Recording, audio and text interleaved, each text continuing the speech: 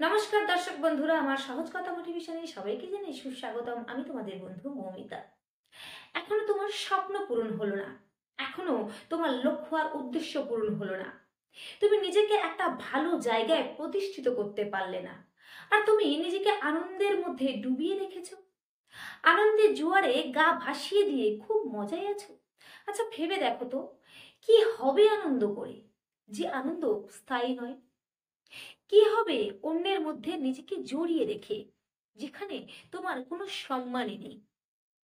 ভেবো না কেউ তোমার কথা মনে রাখবে, কেউ তোমাকে মনে করবে, কেউ তোমার খবর নেবে। কেউ তোমার খবর নেবে না, কেউ মনে করবে না।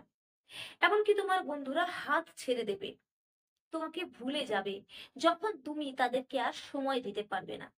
আচ্ছা, যে সময়টা তুমি বন্ধুদের পিছনে কাটাও, যে সময়টা তুমি ফেসবুক ইনস্টাগ্রামের পিছনে দাও, যে সময়টা তুমি রিলস বানানোর পিছনে দাও, সেটা নিজেকে দাও।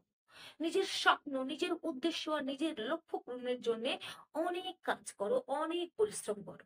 নিজেকে ডুবিয়ে দাও কাজের মধ্যে। একটা মুহূর্ত তখনই আমাদের জন্য সুন্দর হয়, যখন আমরা সেই মুহূর্তটাকে সুন্দর করার জন্য অনেক পরিশ্রম করি। একটা দিন তোমার জন্য ভালো হবে না খারাপ হবে, সেটা নির্ভর করে তোমার কাজের উপরে। তুমি কতটা সততার সাথে কাজ করতে পারছো, কিভাবে কাজ করছো, কতটা সময় দিচ্ছ কাজের পিছনে, তার উপর নির্ভর করছে দিনটা তোমার ভালো যাবে না খারাপ যাবে।